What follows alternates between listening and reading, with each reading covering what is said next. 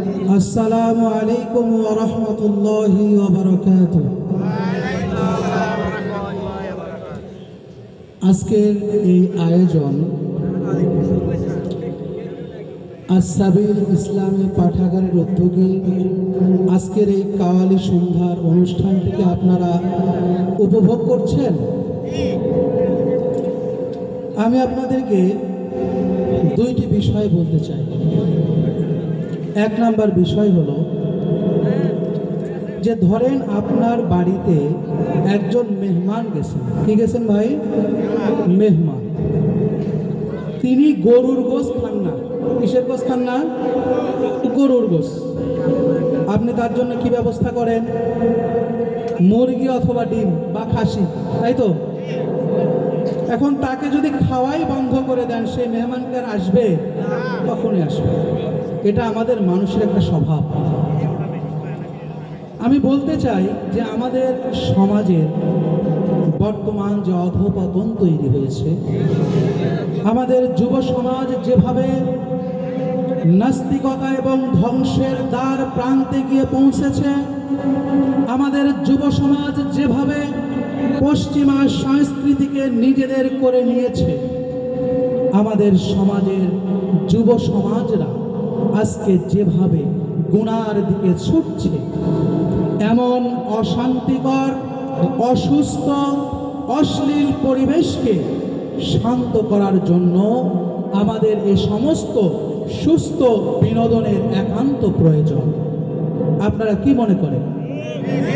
আমাদের এই সমস্ত সুস্থ বিনোদনের মাধ্যমে আমাদের সমাজকে আমরা সুন্দর করে পরিবর্তন করতে পারি।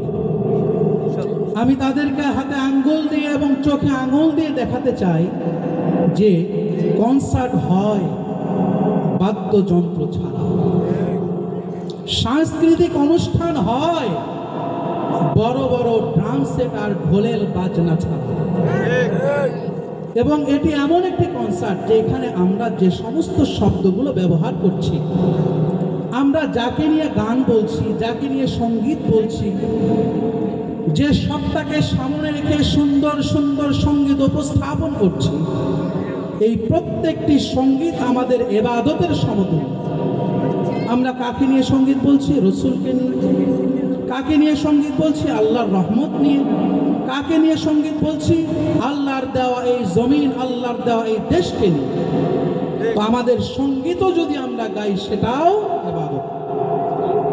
সুতরাং সর্বপ্রথম বিষয় হলো, আমি সর্বোপরি কৃতজ্ঞতা এবং ধন্যবাদ জানাতে চাই আজকে যারা, যে সমস্ত যুবক ভাইয়েরা যাদের আজকে ঢোল বাদ্য এবং বড় বড় কনসার্ট করার আয়োজন করার কথা ছিল, তারা সে সমস্ত অশ্লীল সংস্কৃতিকে ফেলে দিয়ে ইসলামের ছায়াতলে এমন সুস্থ এবং সুন্দর মনোরম একটি সাংস্কৃতিক অনুষ্ঠানের আয়োজন করেছেন।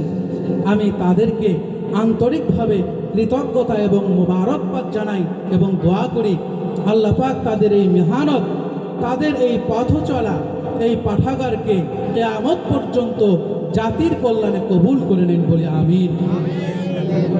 সেই সাথে আমি একটি আশার বাণী শোনাতে চাই আমার পক্ষ থেকে। ইনশাআল্লাহ আগামী বছর আল্লাহ পাক যদি আমাকে হায়াতে বেঁচে রাখেন, আগামী বছরের সাংস্কৃতিক অনুষ্ঠানের পুরো সাউন্ড সিস্টেম আল্লাহর তৌফিক দিলে আমি একাই দেবো ইনশাআল্লাহ।